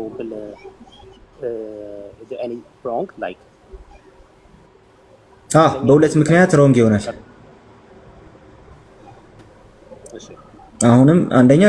አሁንም ከስነ ቋንቋ የተነሳ ሮንግ ይሆናል። አንዱ እሱ ነው። ሁለተኛ ደግሞ ከእንትን የተነሳ ሮንግ ይሆናል። አውዱ ወይ ደግሞ ከቤተክርስቲያን አባቶችም ትርጓሜ የተነሳ ሮንግ ይሆናል። አንደኛ እንትንን የፍርድ ጉዳይ ሲነሳ ክሪዞ የሚል ቃል አለ ወይም ክሪሲስ ሲበዛ ነው እና እንትን ሲደረግ ማለት ነው። ምንድን ይሄ ስሙ ጠፋኝና ብቻ ግን ሲበዛ ነው። በአማርኛ መብዛት ነው የሚባለው። ኢንፍሊክት ሲደረግ ማለት ነው። ክሪዞ የሚል የግሪክ ቃል ነው። መፍረድ ነው ቃሉ በቀጥታና የሚፈርድ ብሎ ቢነግረን ኖሮ ያንን ነበር ይዞ የሚመጣው። ሁለተኛ ይሄ ክፍል በተፈታበት የአባቶች ትርጉም ሁሉ ውስጥ የምትመለከተው የኢየሱስ ክርስቶስን የማስታረቅ ስራ ነው እንጂ የኢየሱስ ክርስቶስን የመፍረድ ስራ አይደለም። ከዚህ የተነሳ ውድቅ ይሆናል ማለት ነው። ግን እዛው ጋር ይሄ 8:34 ልክ እንደ 8:26 ላይ እንዳለው በአውዱ እንደምትፈታው ገና ሲጀምር 8:34 ከላይ ከፍ ብሎ የሚኮንን ማን ነው የሚል አለ። አይደለ? ኮነነ መኮነን ማለት መፍረድ ነው አይደለም? አዎ በአውዱ ስለኛ የሚፈርደው ተብሎ ቢተረጎም ምን ችግር አለው? አሁን ቅድም ስትናገር አይት እየተወሰነ አይ አውዱም አይሄድማ ብሮስኪ። መኮነን መፍረድ ነው አልከኝ አይደለ? ኮነነ ፈረደ ማለት አይደል? ስለዚህ የሚኮንን ማን ነው የሚለው ሐሳብ በቀጥታ በሱ በዛ በወንጌሉ የማያምኑትን የሚፈርድባቸው ማን ነው ነው ፖይንቱ። እንዳልኩ ነው። አሁን የመኮነን ሐሳብ መፍረድ የሚሉትን ሐሳቦች ይዘህ መተህ በግሪኩ ብትፈታቸው ኢንቱካሜ የሚል ቃል የላቸውም። እዛው ነው የሚመሰክርብህ ማለት ነው። ትክክል ላይክ ይሄ በግሪክ ኢንቱካኒ በነገራችን ላይ ለፈጣሪ ሲሆን የሚፈርድ የሚለውን ይዛል። ለምሳሌ የዳዊት መዝሙር ላይ ፍርዴን ፍረድ የሚል አለ። እዛ ጋም በነገራችን ላይ ፕሊዲንግ ፎር ኮዝ የግሪኩን ካየው ኢንቱካኒ ነው የሚጠቀመው። ላይክ እንደ አውዱ ለአምላክ ሲሆን የሚፈርደው አሁን ለምሳሌ መዝሙር ስንት ላይ መዝሙር ስንት መሰለህ? ፍርዴን ፍረድልኝ የሚል መዝሙር 91 ይሁን ቼክ አደርገዋለሁ። ቼክ አድርግና ንገረኝና አሁን እንየው። ኦኬ የመጨረሻ አሁን እሱን አይተን አንሄድም። ኦኬ ጥሩ። በኮሜንት ላይ እንትን እንላለን ታቤል ፈትና ለዛ ነው ሌሎቹ ድልስት ብዬ ነው። አንድ ጥያቄ ብቻ እንጠይቅና አለቀብህ እኮ አንድ ብለህ እኮ አለቀ። አይበቃም? እሺ ይሄ ላስት ዋን እሺ ቀላል። ስለዚህ አሁንም ሳይን ጸሎት በምጸልይ ሰዓት ወደ ጌታችን ኢየሱስ ክርስቶስ ጌታዬና አማላጄ ኢየሱስ ክርስቶስ ወይ ብዬ መጸለይ እችላለሁ? ለምን አትችልም? ትችላለህ። ኦኬ ጥሩ በቃ እሷን ብቻ ነበር። ስለዚህ ጸሎት ስናገር አማላጄ ኢየሱስ ክርስቶስ ወይ ብዬ ጸሎት ማቅረብ እችላለሁ ማለት ነው። አዎ መብት ነው። መጽሐፉ እኮ ነው አማላጅ ያለው አንተ አይደለም። አዎ እንደዚህ አይነት ጥያቄ ስጠይቅ ብዙ ቦታ ላይ አይቻልም የሚል እንትን ስላልገና አማላጅነቱን አምነው ግን እንደዚህ ብሎ መጸለይ ስህተት ነው የሚል ከብዙ ፕሮቴስታንት ኦልሞስት ኦል ማለት ይችላል። እኔ የማውቃቸው እዚህ ሚዲያው ላይ የሚሰሩ ሰዎች ያንን አይሉ እንኳን መጸለይ ይዘምሩለታል አማላጅ። በዋናነት ደግሞ ትምህርቱ ምንድነው የሚለውን የሚያውቁ እዚሁ ፖለቲክሱ ላይ የሚሰሩ ክርስቲያኖች እሱን አይሉህም በእርግጠኝነት ያሉ ሰዎች ካሉ ግን እንድንነጋገርበት ብታመጣቸውም አሪፍ ነው፣ ደስ ይለናል። ኦኬ አይ በቃ ጥሩ። እኔ ያንተን መረዳት ለማወቅ ነው ያው ለክርክር ወይ ለዲቤት አይደለም ሶ ብዙም ጊዜ ግን ይሄ ኢንቱካኒ የሚለው የዳዊት መዝሙር ላይ ያለውን ኮሜንት ላይ አስቀምጥልሃለሁ። አስቀምጠውና እናየዋለን፣ ችግር የለውም። እርግጠኛ ስለሆንኩ ነው። ሳልም 35 ነው መሰለኝ። ሳልም 35 ከፍታል። እሺ መዝሙር 35 ቁጥሩን ቆይ ነው አንዴ እሺ ላውጣ። ቆይ ጋይስ መጽሐፍ ቅዱስ ማውጣት የሚችል የለም ከመሃላችሁ?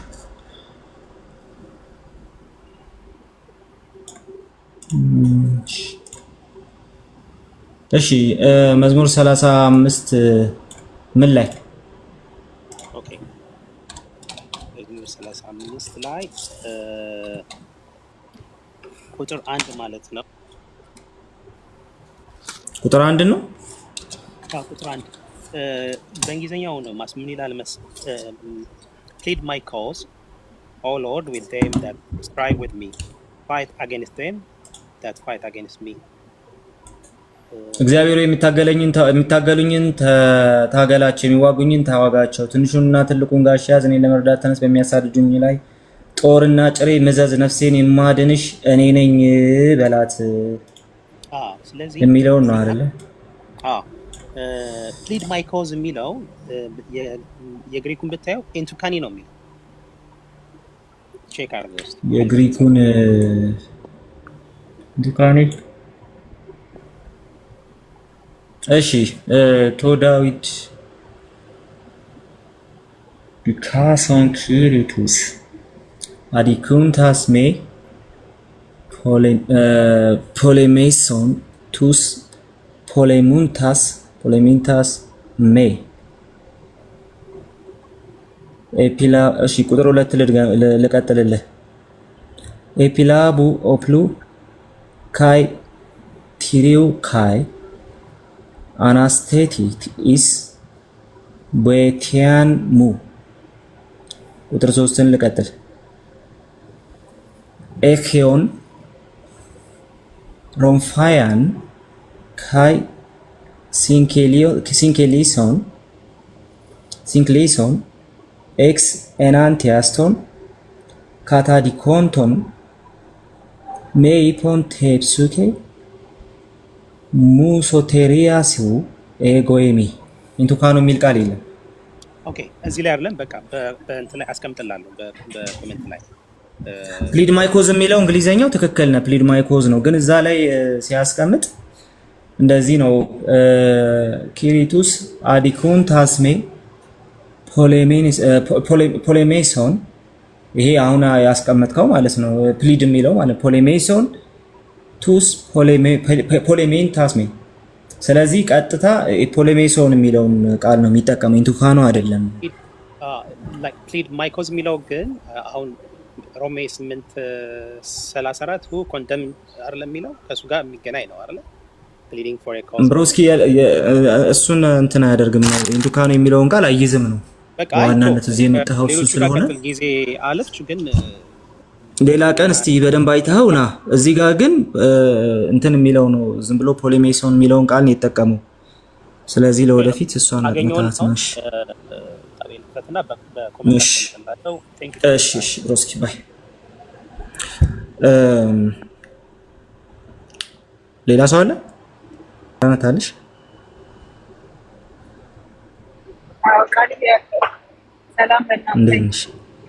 ሰላም ብያለሁ። እሺ አንደኛው የጌታ ራት ጌታ ኢየሱስ ከመሰቀሉ በፊት ከደቀ መዛሙርቱ ጋር ጌታ ራት አብሮ ወስዷል የሚል ጥያቄ አለኝ። ምክንያቱም እውነተኛ ስጋና ደም ነው ሲባል ያው ጥያቄ ስለሚሰጥብኝ አብሮ ወስዷል። አንዳንድ ሰዎችን ጠይቄ እሱ አልወሰደም የሚል መልስ ተሰጥቶኛል። ግን ከአንተም በኩል መስማት ፈልጋለሁ። ሌላኛው ደግሞ የጌታ ራት ሲወሰድ ከኃጢአት እንትን ይላል፣ ከኃጢአት እንነጻለን እንላለን ሁሉም ሳይድ ማለት ነው። ትንሽ እንትን ነው አልተመቻትም ነገር መሰለኝ።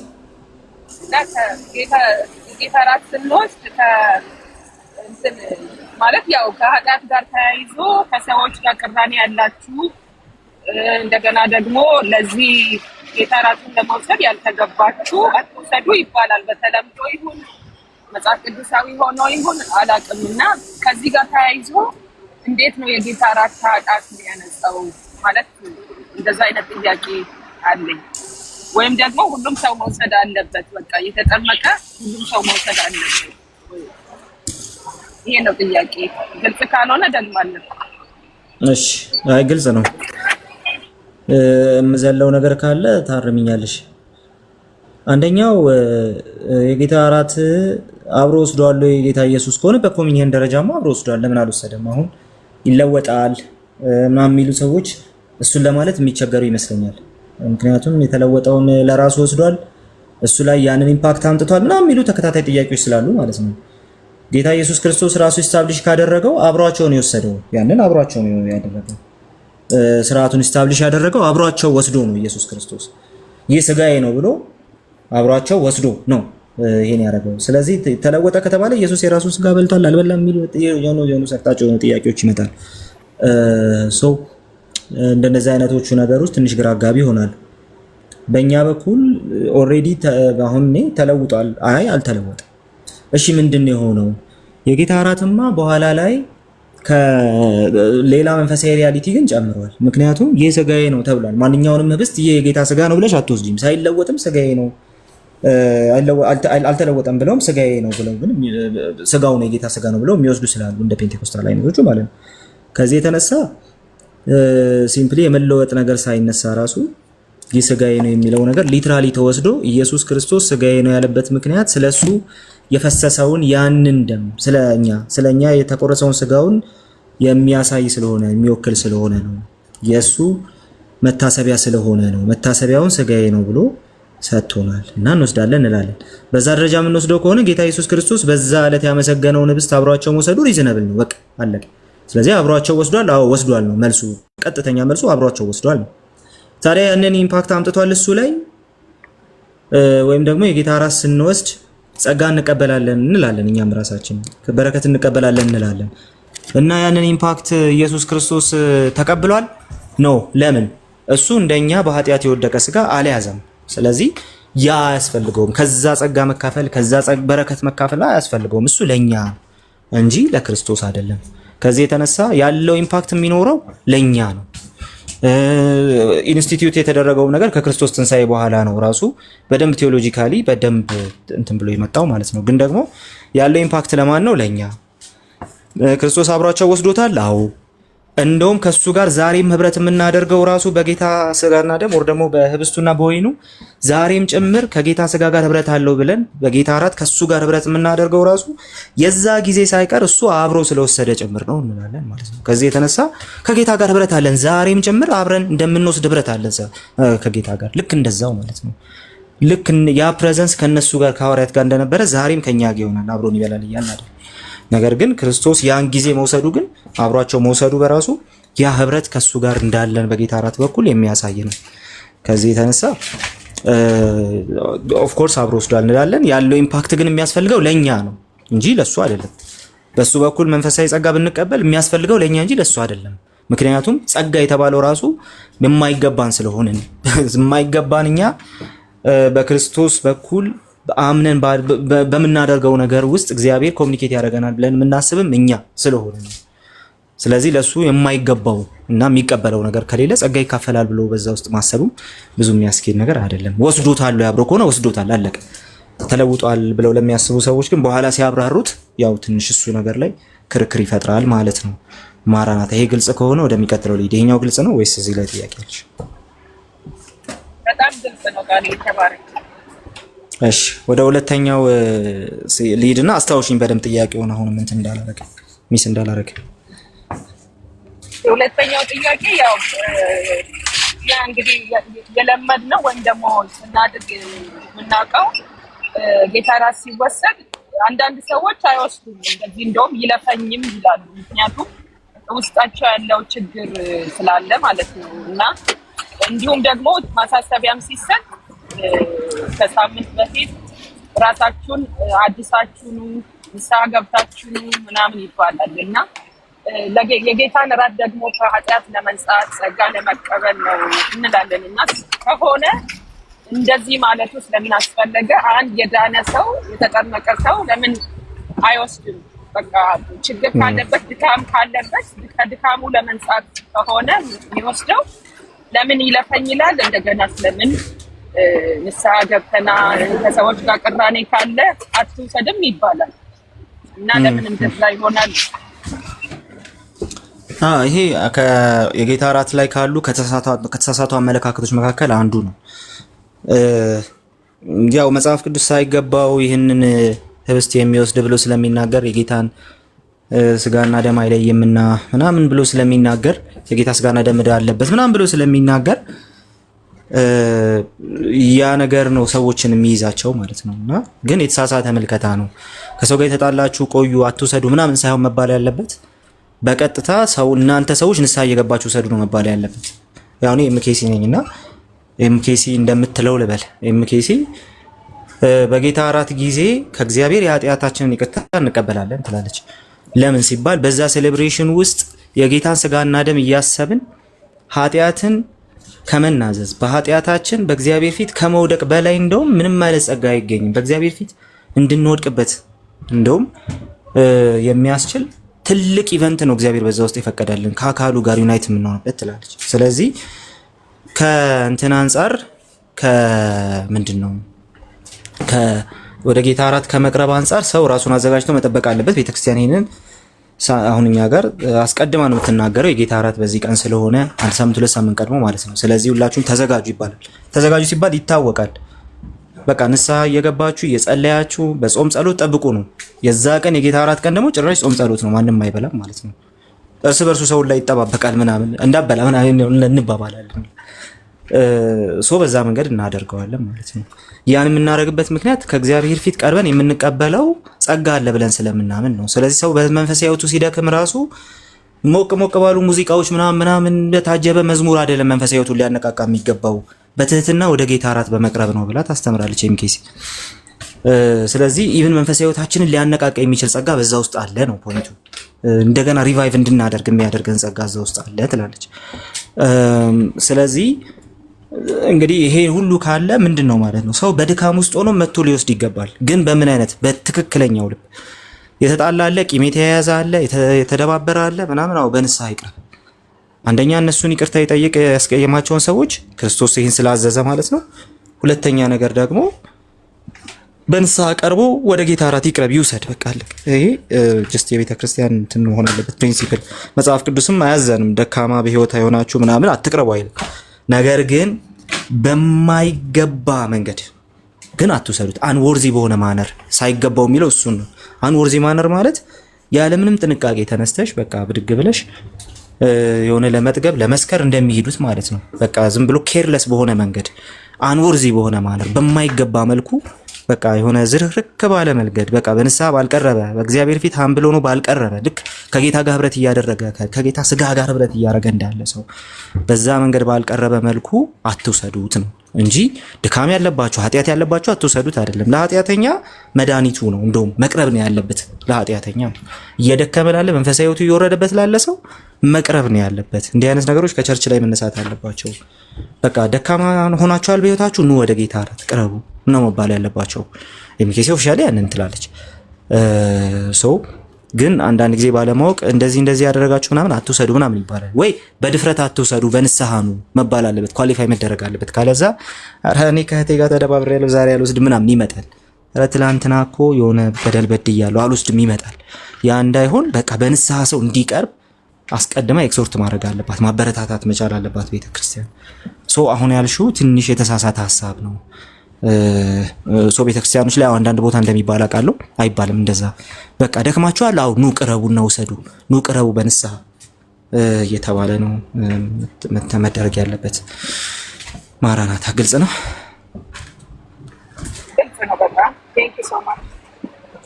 እሺ ማራናታ እምበባ ወረባው ቺልድረን እኛ ቸርች አይወስዱም። የውሃ ጥምቀት የወሰደ ብቻ ነው የሚወስደው። እሺ እንትን ፖስት ስላደረክ ስልክ ገባብህ መስሎኝ ነው። እና ያዕቆብ እዚህ ቦታ ላይ እግዚአብሔርን ፊት ለፊት እንዳየው ይናገራል።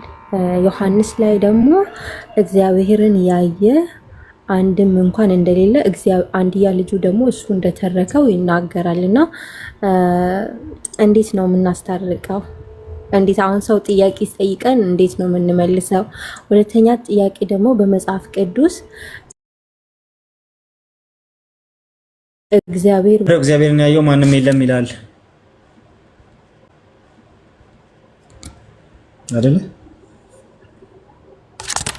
አዎ እንትን ዘፍጥረት 32 ላይ ደግሞ ቁጥር 30 ላይ ያዕቆብ ፊት ለፊት እግዚአብሔርን እንዳየ ይናገራል።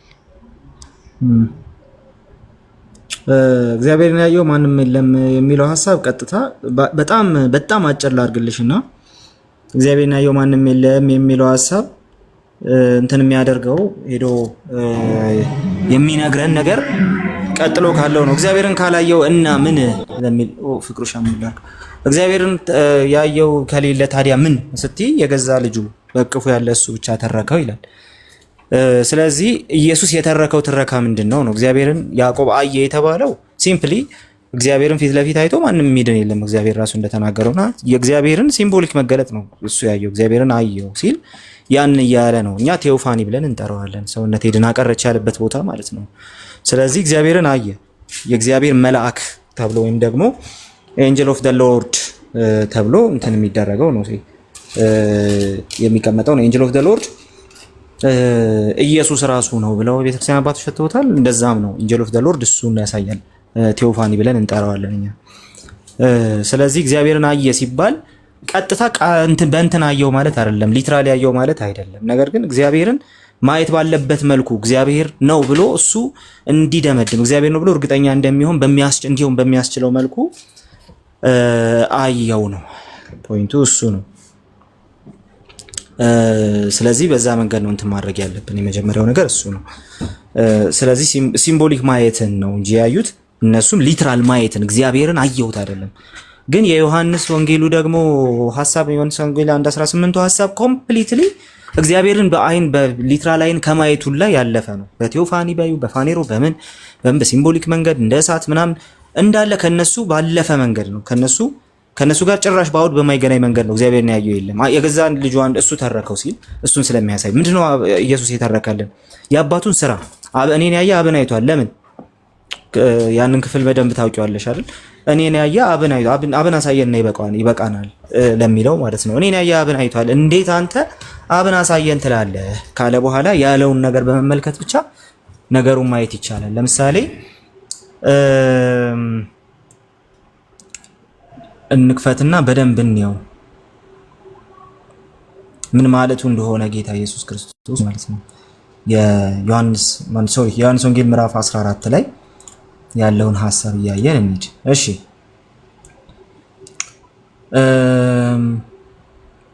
ፊልጶስም ቁጥር 8 ላይ ጌታ ሆይ አብን አሳየንና ይበቃናል አለው። ኢየሱስም እንዲህ አለው፣ አንተ ፊልጶስ ይህን ያህል ጊዜ ከእናንተ ጋር ስኖር አታውቀኝምን? እኔን ያየ አብን አይቷል፣ እንዴትስ አብን አሳየን ትላለህ? እኔ በአብ እንዳለው አብን በእኔ እንዳለ አታምንምን? የምነግራችሁ ቃል ሉክ አብን የተረከልን እንዲህ ነው። የምነግራችሁ ቃል ከራሴ አይደለም። ኢየሱስ የተናገረው የእግዚአብሔር መንግስት ነገር በሙሉ አብን መተረክ ይባላል። በቃ እግዚአብሔርን በዚህ መንገድ አይተን አናቅም። ማናችንም እግዚአብሔርን ተረድተን አናቅም። ኢየሱስ በተረከው መልኩ ከዚህ በፊት ማናችንም ተረድተን አናቅም። ነገር ግን ስራውን የሚሰራው በእኔ የሚኖረው አብ ነው። ስራው ራሱ ምን ያሳያል? አብ በእኔ እንደሚኖር ያሳያል። እኔን ያየ አብን አይቷል ስለ ይሄን እያልኩ ነው። አብን ያየ ምን አይነት ነው ሲባል ኢየሱስ የተናገረውን ነገር ሪሊ የተቀበለ ሰው ነው። አንድ ሁለተኛ ነገር ኢየሱስ ሲሰራ ያየውን ነገር በሙሉ ያመነ ሰው ነው። እኔ በአብ እንዳለው አብን በእኔ እንዳለ ስነግራችሁ እመኑኝ አለ። ይሁን እየነገርኳችሁ። ሌላው ቢቀር ስለ ድንቅ ስራዎቹ እንኳን እመኑ። ሌላው ቢቀር ስለ ድንቅ ስራዎቹ እንኳን እመኑ። ስለዚህ ኢየሱስ ክርስቶስ ሲያደርግ ያያችሁት ነገር ያየነው ነገር ኦኬ፣ ኢየሱስ ክርስቶስ የተናገረው ነገር አብን ቀጥታ የመተረክ ጉዳይ ነው። እግዚአብሔርን ያየ ማንም የለም ሲባል ኢየሱስ አባቱን በተረከበት መልኩ ከዚህ በፊት ማናችንም አናውቀው። ማንም ሰው በሊትራል ላይንም ታይቶ አያውቅም። እግዚአብሔር ፊት ለፊት በሊትራል ላይን ታይቶ አያውቅም። እነ ያዕቆብ እግዚአብሔርን አየን ያሉት ሰዎች ራሱ ኢየሱስ አብን በተረከው መልኩ በጭራሽ አብን አይተውት አያውቁም። እኛ ግን አብን አይተነዋል እንላለን። ለምን? ዮሐንስ ወንጌልን ስናነብ፣ ማቴዎስ ወንጌል፣ ሉቃስ ወንጌልን ስናነብ ኢየሱስ አባቱን ይተርካል። ስለዚህ አብን ኮምፕሊትሊ አየ ነው ማለት ነው። በኢየሱስ ስራ እስከ ትንሣኤ ድረስ ባለው ስራው አብን አየ ነው፣ አብን አወቅ ነው፣ አብን ተረዳ ነው እንላለን ማለት ነው። ከቶንም ቢሆን እግዚአብሔርን ያየው አንድስ እንኳ የለም ብሎ ሲናገር፣ አዎ እግዚአብሔርን በዚህ መንገድ ተረድተን አናቅም ልጁ እስኪተርከው ድረስ ያየው በትክክል ያየው ልጁ ተረከውና በልጁ በኩል አብን ማየት ሆነልን። ይሄው እኔን ያየ አብን አይቷል አለ ኢየሱስ እንላለን። ስለዚህ እነዚህን ነጥቦች ያዥ። አንደኛ እነ ሙሴን ፊት ለፊት አናግረዋለሁ እግዚአብሔር ብሏል አይደለ? እግዚአብሔር ፊት ለፊት አናግረዋለሁ ያለለት ነብይ ነው። ያዕቆብ፣ አጋር እግዚአብሔርን አየን ብለዋል። አየን ሲሉ ግን እነሱ እግዚአብሔር ነው ብለው እርግጠኛ እንዲሆኑ በሚያስችላቸው መንገድ ፋኔሮ በተባለ ወይም ደግሞ በቴዎፋኒ አዩት እንጂ ሲምቦሊካሊ እግዚአብሔር ነው ባሉት መንገድ አዩት እንጂ እግዚአብሔርን ሊትራሊ አላዩትም። ሊትራሊ እግዚአብሔርን አላዩትም። አምላክ የሚታይ አይደለም ሲጀምር ማቴሪያል አይደለምና ማለት ነው። ስለዚህ አየን ያሉት ያንን ለነሱ አእምሮ እግዚአብሔር የገለጠላቸውን ነገር ነው እንጂ ራሱን እግዚአብሔርን በሊትራሊ አላዩትም። ስለዚህ ዮሐንስ እዛ ጋር ልክ ነው ማለት ነው። እግዚአብሔርን ያየው ከቶ ማንም የለም። ቀጥሎስ እኛ ግን አይተነዋል እንላለን። አሁንም ግን በሊትራል አይናችን አብ ይኸውና አይደለም የምንለው። ምንድን ነው የምንለው? ኢየሱስን አይተን ኢየሱስን ሰምተን ኢየሱስ የተናገረውን የሰራውን ሁሉ ተመልክተን እሱን ባመንን ጊዜ አብን አየን እንላለን። ኢየሱስን ያየ አብን አይቷል ስለሚል ቃሉ ማለት ነው። ስለዚህ እኛም የምናየው ልጁ በተረከው መልኩ ነው፣ በዚህ መልኩ ማለት ነው። ስለዚህ ሆሲ ምናልባት ግልጽ ያለው ነገር ካለ እንትን አድርጊ። እሺ ቃል ጸጋ ይብዛል። የሁለተኛውን መልስልኝ ገብቶኛል። እሺ ሁለተኛው ምን ነበር? ያው እግዚአብሔር በቦታ የሚወሰን አይደለምና እግዚአብሔር በመጽሐፍ ቅዱስ ወረደ ሲባል ፍቺው ምንድነው? ወረደ። እስቲ ጥቅስ እንያርል። የትኛውን ጥቅስ ነው እየጠየቅሽኝ ያለው? ጥቅስ እያየን ቢሆን አሪፍ ነው ወይስ አንድ ነው ልጥቀስም? ችግር የለውም ጥቀስ አንተ። በተራራው ላይ እግዚአብሔር ወረደበትና ተራራው ተንቀጠቀጠ። ለምሳሌ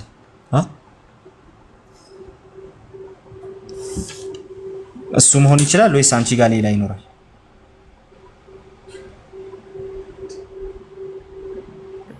ቃሉን ፍቺ ብቻ ነው ፈልገው ነው በመጽሐፍ ቅዱስ ጉድ። እሺ እንደ ያውዱ ስለሚለያይ ነው የጠየቅኩሽ እንደዚህ። ለምሳሌ ከእንትን አንፃር ከእግዚአብሔር በተራራው ላይ ወረደ የሚለው ሐሳብ ቀጥታ እግዚአብሔር በአካል መውረዱን አይደለም የሚያሳየው፣ የእግዚአብሔርን ማጀስቲ ነው የሚያሳየው። የእግዚአብሔር ክብር በተራራው አናት ላይ እንደተገለጠ ነው የሚያሳየው። ስለዚህ እግዚአብሔር በጣም ታላቅ አምላክ ነው። ክብሩ በቀጥታ በዛ ተራራ ላይ ሲገለጥ ተራራው ተንቀጠቀጠ፣ ክብሩ መሸከም አልቻለም ነው። ስለዚህ ሊትራሊ እግዚአብሔር ወረደ በአካል ልክ እኔና አንቺ እንደዚህ በስጋ እንደምንመላለሰው ወረደ ሳይሆን ፖይንቱ ያ የእግዚአብሔር ማጀስቲ በዛ ተራራ ላይ ሲንቀጠቀጥ ተራራው እንኳን ያንን ክብር መሸከም አልቻለም። ልክ በቤተ መቅደሱ እንደሆነ በቤተ መቅደሱ የሱ ፕሬዘንስ በሞላ ጊዜ በሰለሞን ቤተ መቅደስ ካህናቱ እንኳን ማገልገል አልቻሉም ብሎ ይናገራል። ስለዚህ በዛ ደረጃ ማጀስቲካሊ እግዚአብሔር የመገለጥ ልምድ ነበረው በብሉይ ኪዳን ማለት ነው። አዲስ ኪዳን ላይ እሱን ወስደው ራሳቸው የሚወድቁ ሰዎች አይቻለሁ ምናምን። እኔ ወደ ቅን አልቃወምም። ሪሊ ግን የህይወት ለውጥ ያስፈልጋል። ግን ደግሞ ከእንትን አንፃር ብሉይ ኪዳን አንፃር ወረደ እግዚአብሔር ተራራው ተንቀጠቀጠ ሲል ማጀስቲካሊ እግዚአብሔር ቪዚብል በሆነ መልኩ በዛ ተራራ ላይ ወረደ ነው። ጀስት የክብሩን መገለጥ የሚያሳይ ነው እንጂ ሊትራሊ እግዚአብሔር በአካል ወረደ ምናምን ማለት አይደለም። ለምሳሌ አዲ ያነሳችው ነገር ደግሞ አለ ኑ እንውረድ ያለበት እግዚአብሔር ማለት ነው። እግዚአብሔር በሁሉ ቦታ የሚገኝ አምላክ ነው ብለን ከዛ ኑ እንውረድ ሲል በአካል ከላይ ወደ ከሰማይ ወረደ ማለት ነው ብለን ደግሞ እንትን አናደርግም። ነገር ግን ያ ሐሳብን በቀጥታ የሚያሳየው ወርዶ እግዚአብሔር የሚሰራውን ስራ ወይም ደግሞ በእነሱ መካከል የሚገለጠውን መገለጥ ነው የሚያሳየው። ወርዶ ስንለውንም በአካል አይደለም። ፖይንቱ ምንድነው? እዛ ጋር እንውረዳለና አያለ ከዛ በኋላ ቋንቋቸው እንደበላለቀው አለ። ስለዚህ የሚያሳየን ነገር ምንድነው? ይሄ እግዚአብሔር በመካከላቸው የሚከናወነውን ነገር ሪኮግናይዝ አደረገው። ከዛስ ስራውን ሰራ። እዛ ላይ ደግሞ ኔጌቲቭሊ ቢሆንም ገለጠ ራሱን። እሱን እንትን ማድረግ እንደማይችሉ እሱን አውት ስማርት ማድረግ እንደማይችሉ አሳየ። ቋንቋቸው እንደበላለቀ ነው። እንውረድ የሚለው ሐሳብ እግዚአብሔር በመካከላቸው የሚገልጠውን ያንን ነገር የሚያሳይ ሆኖ እናገኘዋለን። አሁን እዛ ተራራው ላይ የክብሩን መገለጥ የማጀስቲውን መገለጥ ያሳያል። እዚህኛው ጋር ደግሞ እግዚአብሔር በስራው በኩል የተገለጠው ኔጌቲቭሊ ቢሆንም እነሱ ላይ ያመጣው ኢምፓክት መገለጡን ያሳያል። በምድር ተበተኑ ስለሚል ማለት ነው። ስለዚህ ስቲል እግዚአብሔር በሁሉ ቦታ የሚገኝ አምላክ ነው። ነገር ግን እግዚአብሔር በሁሉ ቦታ በተገኘበት ቦታ ሁሉ ግን ራሱን የሚገልጥ አምላክ ግን አይደለም። ከዚህ የተነሳ ኑ እንውረድ የሚለው ሐሳብ በዛ ቦታ ኔጌቲቭሊ ቢሆንም እግዚአብሔር ስራውን እጁን መግለጡን የሚያሳይ ሆኖ እናገኛለን። ለዛ ነው እንደያውዱ ተለያይቶ ሊቀመጥ ይችላል ያልኩሽ። ችግር ገብቶኛል። ጸጋ ይብዛልህ። ተባረክልህ።